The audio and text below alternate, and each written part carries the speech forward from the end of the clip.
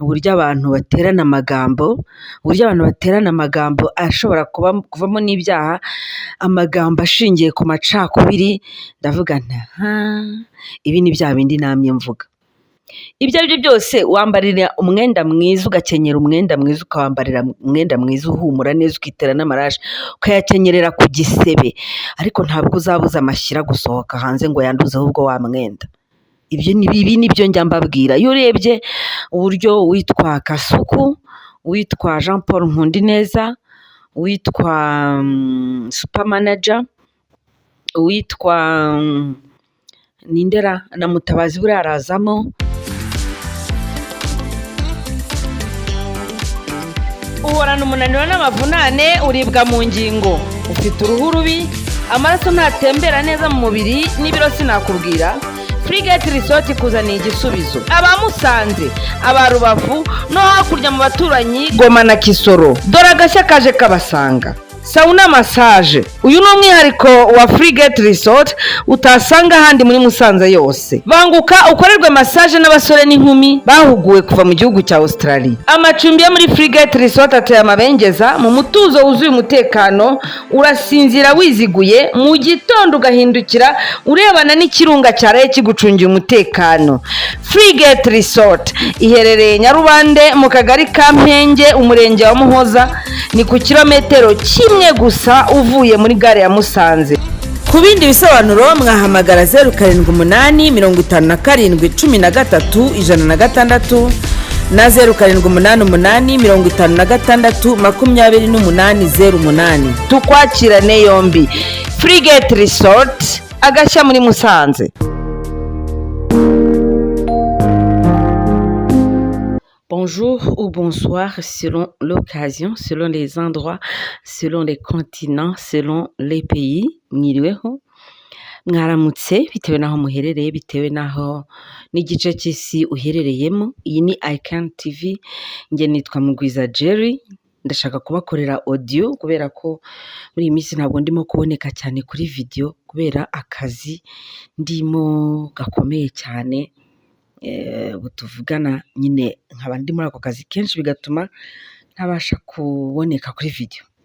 Suje rero mwese muri hano ku isi, turi kumwe muri iyi mwebwe twahuriye hano ku isi, twahuriye muri iki gihe nyine turimo kubana muri izi ngorane uko muziri kuzibona zitandukanye, ariko tukaba turimo no kubana no mu byiza, nyine biterwa n'uruhande we wahisemo cyangwa se uruhande wiyumvamo. Niwiyumva mu ruhande rwa victim, uraba victim. Niwiyumva mu ruhande rwa champion, uraba champion. Byose biterwa no mu mutwe, bitabujije ko hari ibibaho nyine n'ibigwirira abantu, ariko nababwiye ko Imana ishobora byose, Uwiteka Nyagasani uhoraho, burya aba muri twe iyo twamwizeye kandi twabanze no kumumenya neza. Aduhesha umunezero utagereranywa ibihe twaba turimo kunyuramo uko byaba bimeze kose. Mwese rero muri inshuti zanjye mukurikira ibiganiro, mudasiba kubikurikira, ndabashimiye cyane. Nshimira abaduha ibitekerezo, nshimira babandi baza bakanadukebura rimwe na rimwe tukamenya inzira dukwiriye guca. Buriya rega Bibiliya nayo irabivuga ngo ntibiba mu muntu ugenda kwitunganyiriza intambwe ze. Sinibuka neza igitabo birimo, ariko ashobora kuba ari mu Migani cyangwa se mu Mubwiriza, uwo murongo ndawubabwira. Rero ndabasuhuje, ni ukuri ndabayambiriye nubwo tutarimo kurebana. Hari abambwiye bati jya ukora ibiganiro tukubona. Ni ukuri n'inzara mbishobora rwose nzajya mbikora. Hanyuma rero iyo maze gusuhuza abo turi kumwe hano ku isi, uhereye mu Rwanda, muri Afurika, Aziya, Uburayi, Amerika, Australia, mu birwa, mu butayu n'ahandi hose hatuwe, tuzirikana n'abatarikiri muri ubu buzima, bahaciye mu bihe bitandukanye, cyane cyane abaharaniye amahoro, abatarabashije kuyabona nyine birumvikana. Ni ukuri turi hano ku isi nyine kugira ngo dutere ikirenge mu cyabo, turebe ko isaha n'isaha twazagira gutya amahoro ku isi akaboneka. Ni ibintu rero bishoboka cyane, nuko wenda abantu batabyiyumvisha, ariko ni ibintu bishoboka cyane cyane ko hari ibihugu usanga birimo amahoro n'umutekano bikagendana. ahandi naho ugasanga hari umutekano ariko amahoro ni make, kumva induru zavuze kanaka. Ubu noneho nahoze ndimo kwitegereza uburyo abantu baterana amagambo ashobora kuvamo n'ibyaha, amagambo ashingiye ku macakubiri. Ndavuga nti ibi ni bya bindi namye mvuga. Ibyo ari byo byose, wambarira umwenda mwiza, ugakenyera umwenda mwiza, ukawambarira umwenda mwiza uhumura neza, ukitera n'amarashi, ukayakenyerera ku gisebe, ariko ntabwo uzabuza amashyira gusohoka hanze ngo yanduze ahubwo wa mwenda. Ibi ni byo njya mbabwira. Iyo urebye uburyo witwa Kasuku, witwa Jean Paul Nkundineza, witwa super manager, witwa Nindera na Mutabazi buriya arazamo, Scovia nawe arazamo, usibye ko we ntawe yatutse ahubwo nawe bamuzamukanye. Harazamo benshi, harazamo ba Nkusi w'Imana Nyesi, harazamo nyine amazina nyine ndayavuga bitewe n'uko njyewe kuri njye nk'umuntu uvuga ngo duharanire amahoro, bariya bose mba mbareba gutya nkagenda ndeba umwe ku wundi, simbaciriye imanza, simvuze ngo uyu nguyu ari mukuri cyangwa uriya ntari mukuri, ariko mutekereze kabiri ku bintu muba murimo kabisa, mubitekerezeho kabiri. Ntago mbyanga, ntago nanga yuko umuntu wenda yatanga ibitekerezo bye. Iyo umubujije gutanga ibitekerezo, burya hari uburenganzira umubujije, ariko mwitondere ibitekerezo mutanga. N'abandi nyine ntavuze kuko ni benshi, harimo n'abayobozi n'ababa bafite n'imyanya ikomeye, wenda ntari bumenshoninga aka kanya nonaha, ariko bandi baba bavuga bati dufite uruhare mu itangazamakuru, se tanga ibitekerezo, turi abanalizateri, abantu bavuga ko batanga ibitekerezo, abantu basesenguzi. Nyamuneka mwitonde, muzirikane akagozi ka bugingo katuzirikanya, burya iyo kataracika niyo mpamvu buri wese avuga ati ndi umunyarwanda. Fine, hakaza undenda akavuga ati njye ibyo bya ndi umunyarwanda simbyumva, ariko byari byose turabizi ko twese turi abanyarwanda kandi twishimiye kuba abanyarwanda. Nimukore ku buryo umuntu aticuza kwitwa umunyarwanda, kuko hari naho ugera ukavuga ngo ariko kuki Imana wemeye yuko mba umunyarwanda, kuki wemeye ko nza kuri iyi si muri iki gihe nitwa umunyarwanda. Muzajya mumbabarira, nuko nguko nyine biba bimeze. Usanga hari ukuntu nyine ubona abantu, niba ari ukwibagirwa vuba, niba ari iki simbizi. Nta muntu n'umwe wakagombye guhohotera undi, kumubwira amagambo mabi akurikije ukuntu asa, ngo umutuku ukurikije ukuntu asa, dore uko kareshya, dore uko kameze, dore uko rungana, dore uko kimeze. Ibi ngibi nakongera nshatse narimira isinde kuri leta, ndariyirimiraho nemye kandi nanabivuge nanabisubiramo. Igihe abantu babuzwaga kuvuga, bakabaye bararetswe bakavuga, ibintu nk'ibi ngibi by'ibiganiro bakajya babigira bikaba byinshi, ikaba deba constructif, ikaba deba ibiganiro mpaka bikaba byinshi. None rero imbuga nkoranyambaga zaje gushyira hanze bya bindi abantu bari barapfukiraniwemo, none barimo baravuga nyine baravuga bakarenza umupaka. Ku rundi ruhande ariko ukabona ko hari n'abavuga mu by'ukuri, wamwitegereza wareba n'uburyo avuga ukabona ntabwo ari urimo kuvuga, ahubwo hari ikirimo kumuvugamo. Cyangwa se nanone ukabona uburyo avugamo ururimi rurimo rurasohora ibintu mu by'ukuri bitari mu mutima we. Ibi ngibi abiga psychologie, abiga gusoma langage du corps, icyo bita body languages, mushobora kuzajya mubibona ukabona umuntu yatangira kuvuga ikintu agahumbaguza, yatangira kuvuga ikintu akarabya indimi kenshi, yatangira kuvuga ukabona arimo aradidimanga kubera ko, cyangwa se ukabona arimo arashakisha mu bwenge icyo abeshya. Ibi ngibi abahanga mu kubireba barabibona. Mujye mureka rero gukinira ku banyarwanda, cyangwa se mumeze nk'abarimo kubateramo za pion, kubakora nka za pion. Donc abanyarwanda dusigaye twarabaye nka za pion. piyon ni babyita inka ubundi abahanga ni twa tuntu abantu bakina igisoro, abantu bakina dame muratuzi batwita piyon.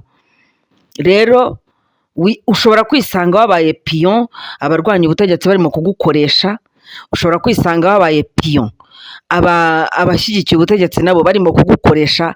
Mureke ibyo bintu, mureke ibyo bintu, ndababwiye mureke ibyo bintu.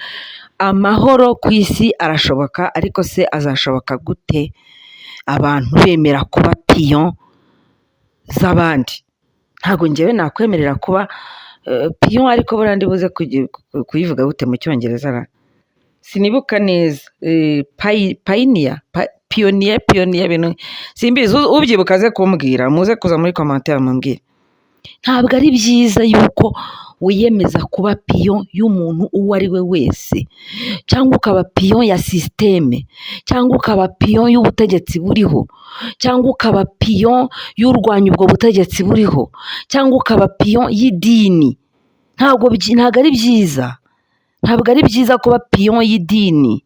Ntabwo ugomba kuba piyon y'imyemerere runaka, ahubwo niba bakubwira ikintu ujye uvuga ngo ngiye gukurikirana kino kintu, ngiye gushaka ukuri kwacyo, ucukumbure, ujye mu bitabo usome, ushakishe kuri ayo ma YouTube, wenda ushobora guhuriraho n'ibinyoma, ariko nawe niyo mpamvu Imana yakugize umuntu, ntuhinduke agasimba cyangwa ntuhinduke ikindi kintu.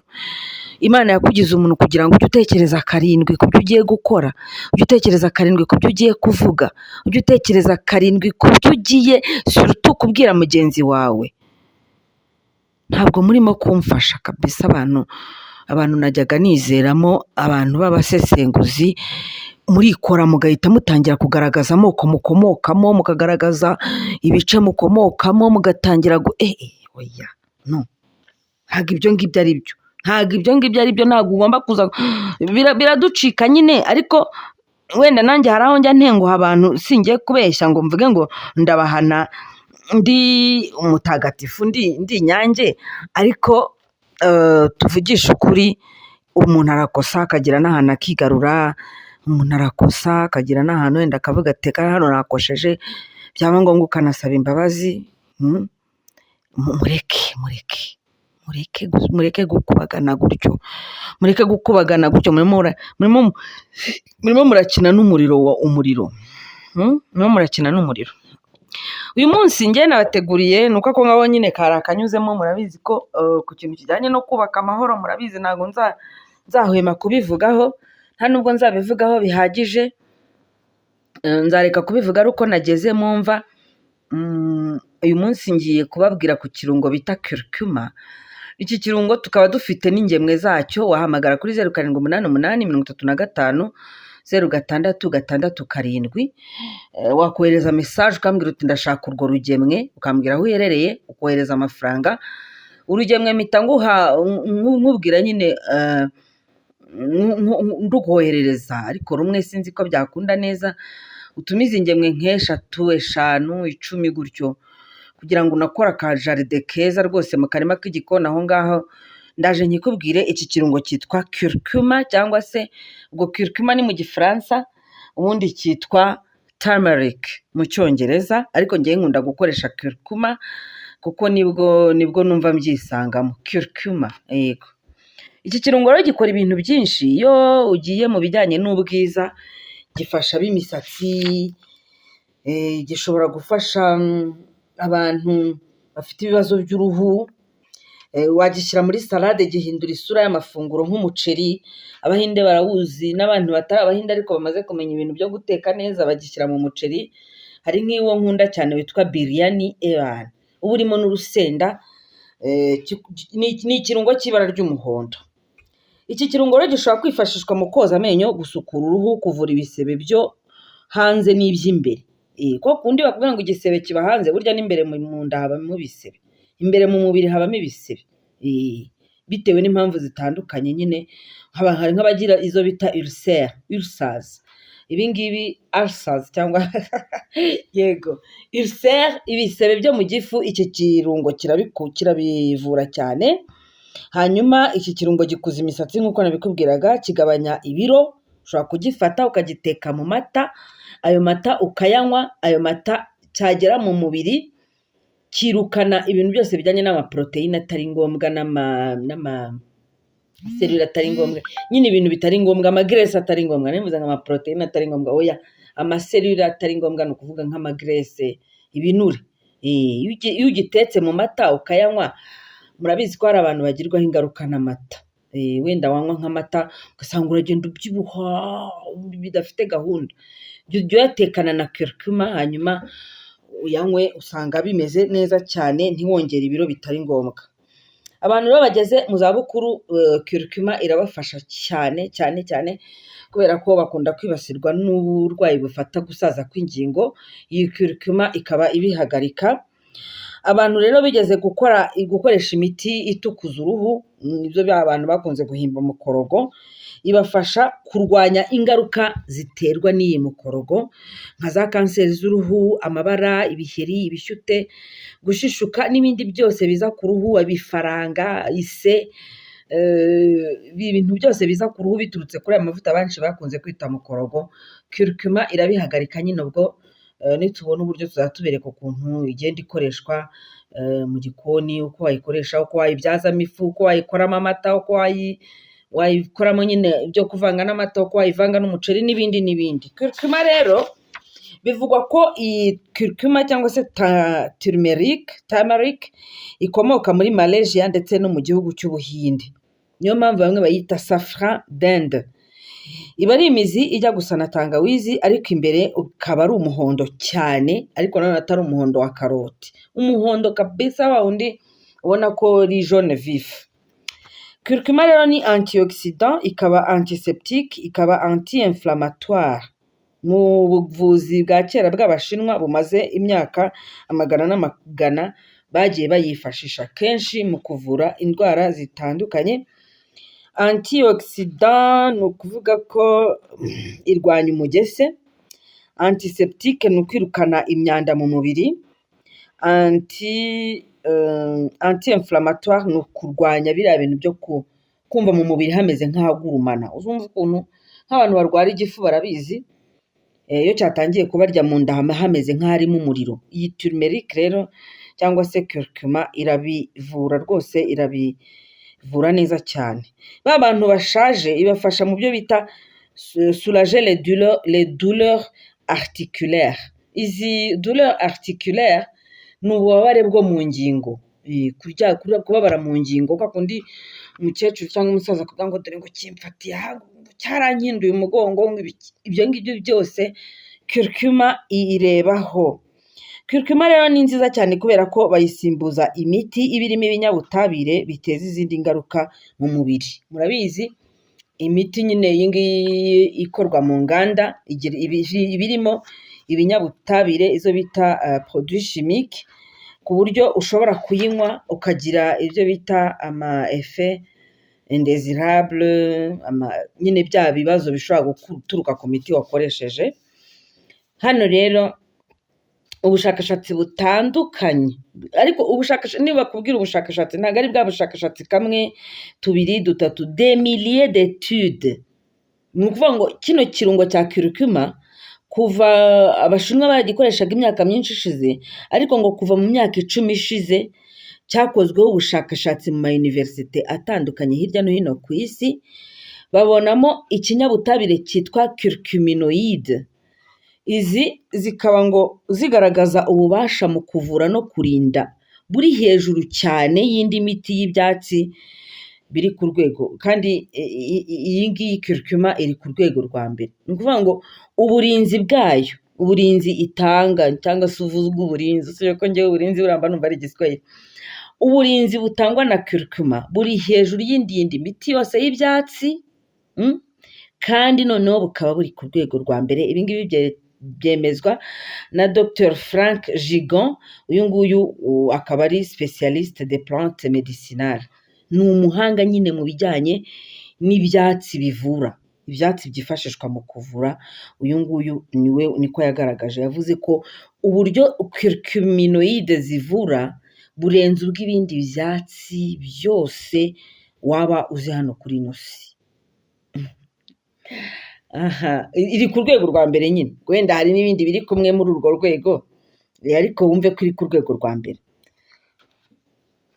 Ni ukuvuga ngo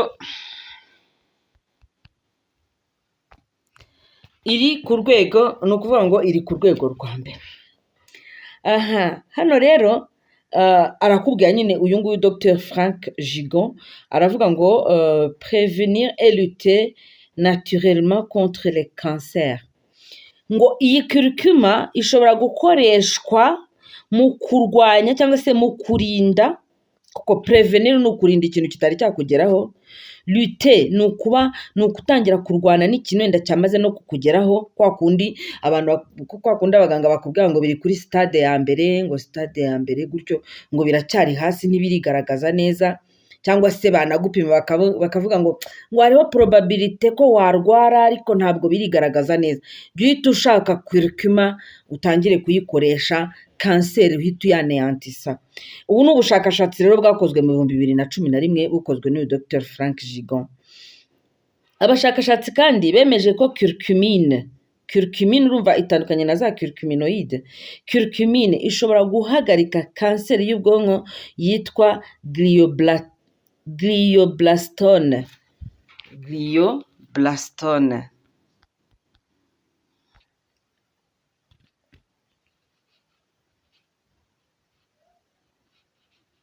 Glioblastome, murambabarira, ni glioblastome.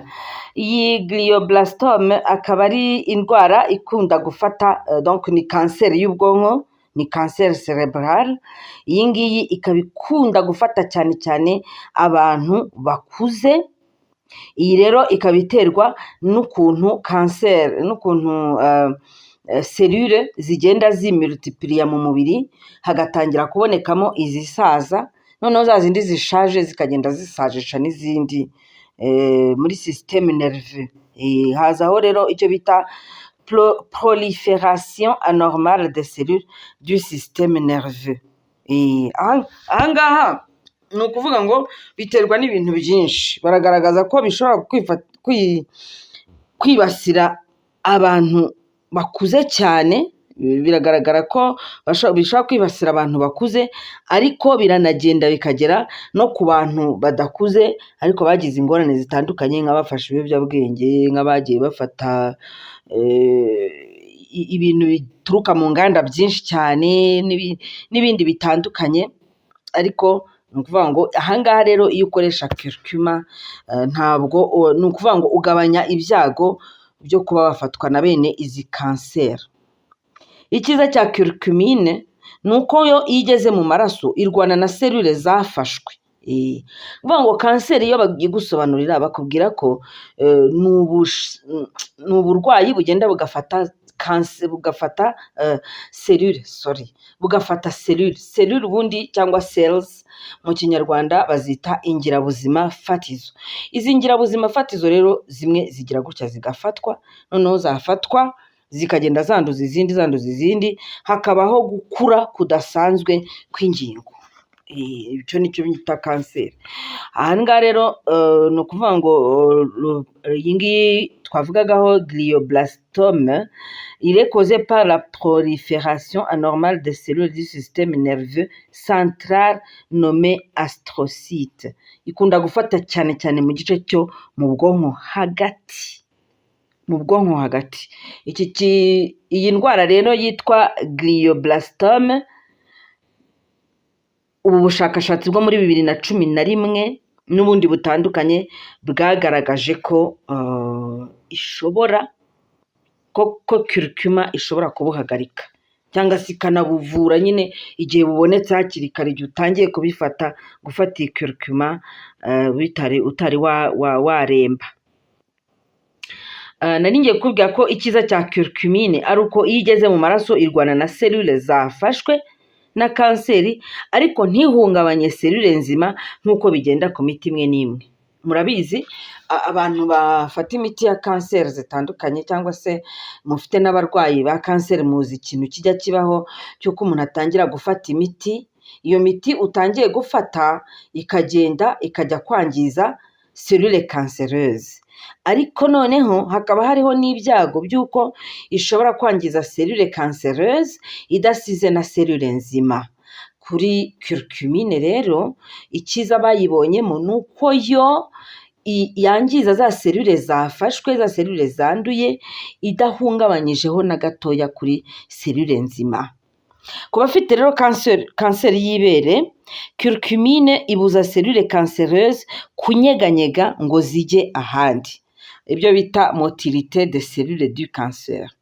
Ibi ngibi bikunda kubaho kugira ngo ubyumve, uzumve nk'iyo bavuga ngo umuntu ngo yafashwe na kanseri, ngo bamuca ukuguru, ngo bamuciye ukuguru, ngo irimuka, ngo izamuka haruguru, ngo hanyuma ngo arakomeza, ngo irongera irimuka, ngo irimuka ngo kugeza igeze ku abaturage nyine tutabisobanukiwe. Iyo turimo kubara bene izo nkuru wumva nyine bimeze nk'aho bakataga mu gitondo na nimugoroba bakongera biterwa.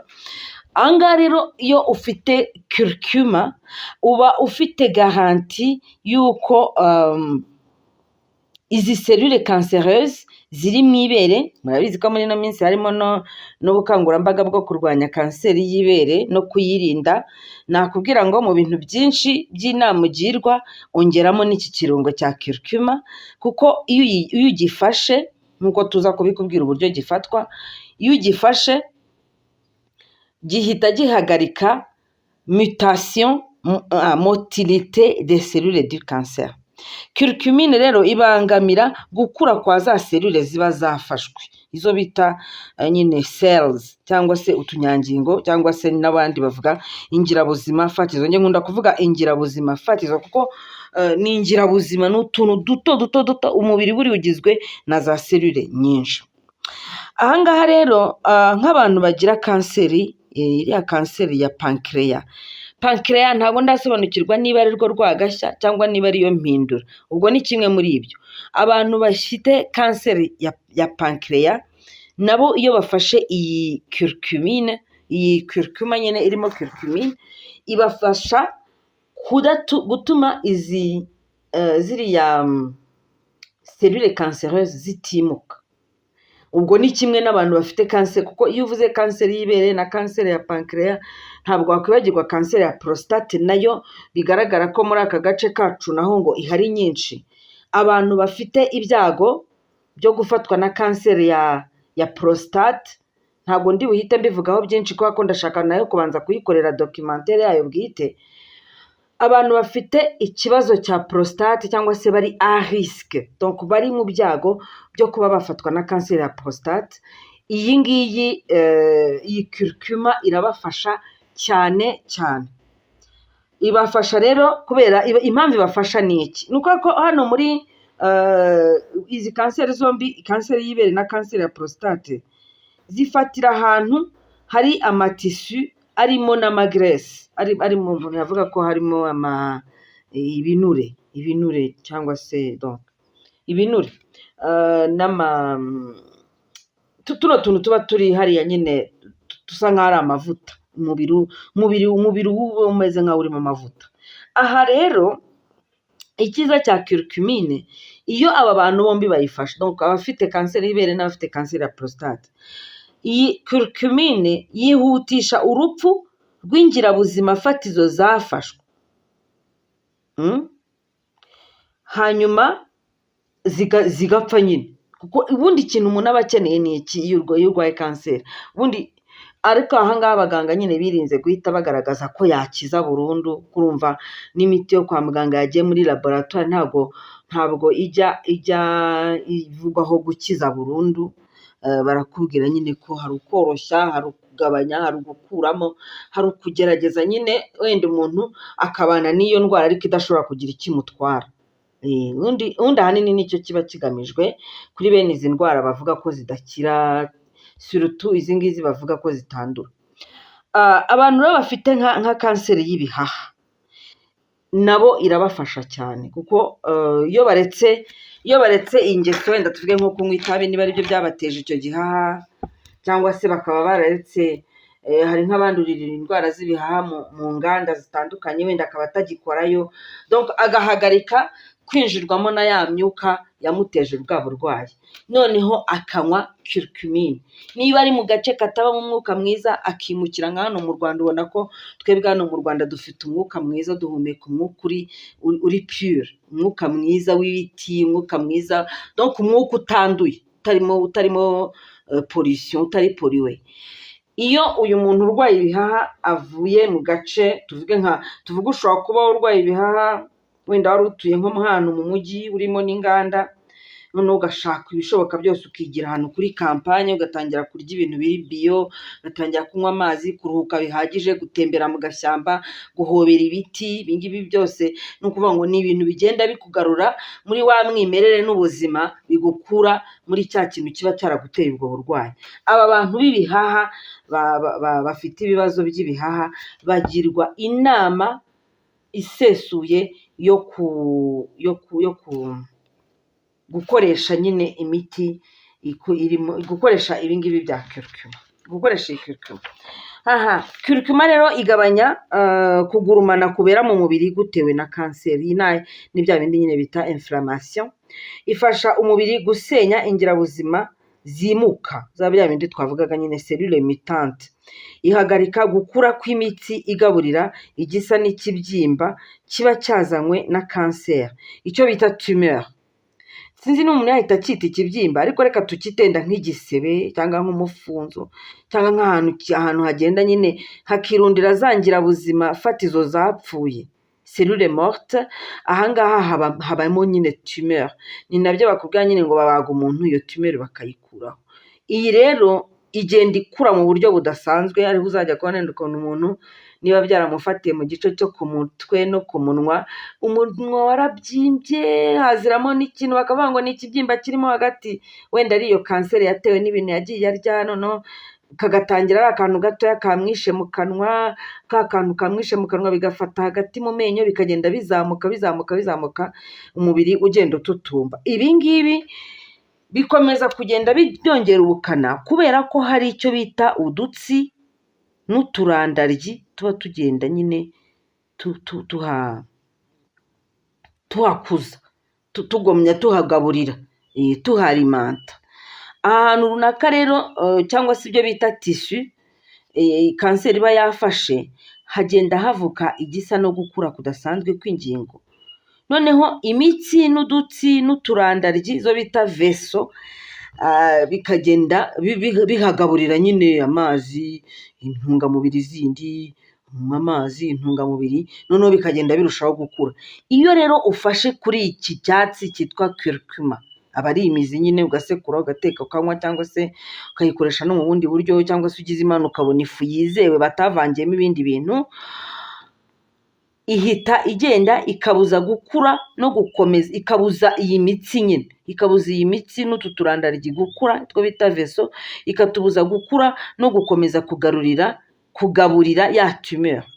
Abashakashatsi rero nyine nabikubwiraga, birinda kwemeza yuko curcuma yavura kanseri burundu kubera ko biracyarimo gukurikiranwa, ariko mu gihe birimo gukurikiranwa nagushishikariza kwibikaho zino ngemwe, ugatangira kujya uzikoresha, cyane cyane ko wazikoresha mu gikoni, wazikoresha mu gushaka ubwiza, wazishyira mu misatsi, wazirya, wabitogosa ugateka nyine bisanzwe, ugateka mu muceri, ibintu nk'ibyo ngibyo. Iyindi mimaro rero yayo nyine nari nayikubwiye, ahangaha ntabwo nirirwa mpasubira, ahubwo ndakubwira curcuma nziza wayikura hehe? Curcuma ubundi nujya mu iduka bakakubwira wenda, cyangwa se muri aho bacuruza, muri epicerie aho bacuruza ibirungo, bakakubwira ngo iyi ngiyi ngo ni curry powder, tuyita curry powder cyangwa se curry powder. Aba ari igice cya curcuma bongereyemo ibindi bintu, aditifu, indyoshya ndyo n'ibiki byose bakaguha, ariko haba harimo ka curcumine gake cyane ku buryo nta kintu kagufasha.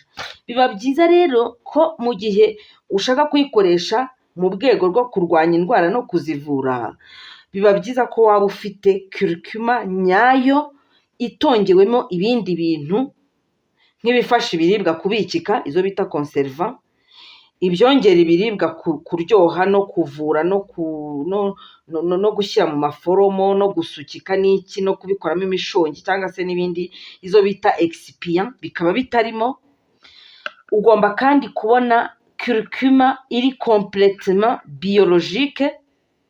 Iyi ngiyi rero iyo uyibonye ukora iki?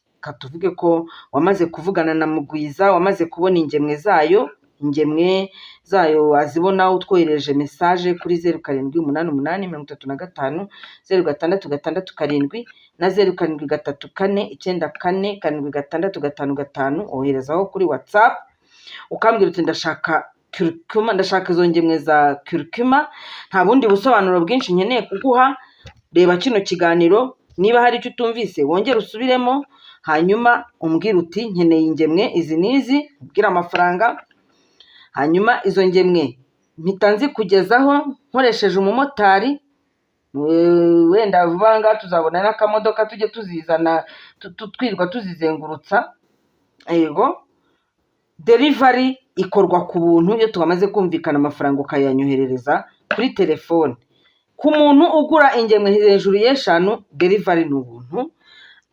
Hanyuma ukazitera, nta kindi bisaba, ni urugemwe utera no muri jaride ubwarwo uba ubona ari nk'ururabo rwose rwiza cyane, rugira indabo nziza cyane z'umuhondo. Muze kujya kuri page yanjye ndibuze kuzisharingaho nanone, ariko abo tubana mpora nzibereka. Izi curcuma rero umaze kuyibona urayejeje, ufite ibijumba byayo kuko hakoreshwa ibijumba, imizi, rhizome. Maze kubona rhizome zayo nyine urazifite, yifate uyisekure ukore akantu kameze nk'umutsima. Kari akantu iyo usekuye tangawizi ubona iki? Kari agatsima ka tangawizi, kari agatsima niko kaba kameze, ibyo koko kaba ari umuhondo cyane kandi kataryoshye nka tangawizi, ko kazamo ikintu kimeze nk'ikibisibisi ukuntu. Urahita ufata rero garama 3 mu gitondo, saa sita na nimugoroba, ariko ubwo ni ku bantu bamaze kurwara. Hanyuma ujye ugenda ubifata, uyigire kire nk'uko umuntu anywa antiretroviro ntayinubire. Antiretroviro ni imiti igabanya ubukana bw'agakoko gatera sida, ntayinubire kuko hari nk'abantu nk'imiti bagahita bavuga none si bwo ngo tuzayifata ngo igihe kingana iki. Ngewe nguha umuti uzajya unywa nk'uko urya ibiryo. Ni urugero, uwo muti ukagenda ugafasha kwirukana ya myanda isigazwa n'ibiryo wariye, kwirukana ya myanda isigara mu mubiri utamenya ukuntu iza, kwirukana ya myuka uhumeka unyuze ahantu ikimodoka kikaba kiguhihereyeho, byose bikagenda ikabivura. Murabizi ko tuba mu myanda kugeza no ku mazi tunywa, burya hari amazi tunywa arimo imyanda, sibyo? Imyanda iri no mu miti twogesha amenyo mu gitondo, sibyo? Iyo myanda rero ntabwo ukeneye kuyikuramo ukoresheje umunsi umwe, 2, 3 ngo bibe birarangiye. Ni uguhozaho. Niyo mpamvu ngewe aho kugira ngo ngukorere umuti ngushyire mu icupa nkonserve nkubwire ngo uzamara ibyumweru 2, ngo ukubita icyayi garama 200, ukagenda wanywa akayiko kamwe mu gitondo ukamara ukwezi, kiba ari cyinshi. Garama 200 kiba ari cyinshi. Ukajya ukoresha akayiko ukanywa, ikibazo kigakemuka, kandi kigakemuka nta hantu babaye, nta hantu uriwe, nta hantu ushaririwe, ntaki. Iyi curcuma rero muyishake, muyikoreshe, mutubwire tubaha ingemwe, sibyo? Abashaka iy'ifu nayo twayibabonera, ariko ntabwo twahita tubizeza ubuziranenge bwayo 100% kuko atari cyo twe twayikoreye, ariko nanone abantu bayiduha tuzababaza niba aribo baba bayikoreye tuyizere, sinzi. Ariko ngewe icyo nakubwira cyo nuko curcuma kugira ngo nyizere 100%, nuko mba nanga kwizeza umuntu ibintu kandi wenda nshobora kubikugezaho ugasanga uwo mbihaye nawe arajya arabitubuye, yarangiza akazavuga ati ifu yavuye kwa Mugwiza, reka. We mukore ku buryo mubona curcuma nziza wayihingiye iwawe, sibyo? Wanayisekuriye iwawe mu gasekuru kawe ukagatunganya neza, ukaba ufite agafu kayo. Iyo maze gusekura uranika, ukongera ukazongera ugasekura, wayungurura neza ukavanamo agafu karyoshye cyane kameze neza. Cyangwa se nyine nanone ukaba wayikoresha muri uko guteka no mu gukora biriya bitandukanye by'amasuku yo mu mutwe no ku mubiri hose. Reka mbashimire, muraza kugenda mubonamo amashusho twebwe twamaze gutera. Ingemwe zirahari, imvura ntabwo irimo kuboneka neza ariko twizeye yuko izaboneka. Rero ohereza mesaje kuri ziriya nimero nakubwiye, tuvugane ku mafaranga uyanyoherereze, ubundi nkoherereze ingemwe utiriwe rwose uva aho uri, mu gihugu hose. kandi tumve ngo ni mu Rwanda gusa, utumve ngo utagira ngo wenda kuko ndi muri Kigali ngo ni muri Kigali gusa, mu Rwanda hose. Simubizi se yuko agence zikora ahantu hose? Ubwo nyine umukozi ahita zikujyanira kuri agence zikakugera aho uherereye, abari Rwamagana, abari Musanze. Musanzeho naho narazihahinze, abazishaka bari mu burasirazuba, uramutse uri Rwamagana nakurangira uhita ziguha aho ngaho i Rwamagana. Uramutse uri muri gice cya Gicumbi nahita nkubwira uwuziguha aho ngaho i Gicumbi. Gusa urumva ibintu atari uburyohe koko. Reka mbashimire, mwakoze cyane. Ciao ciao.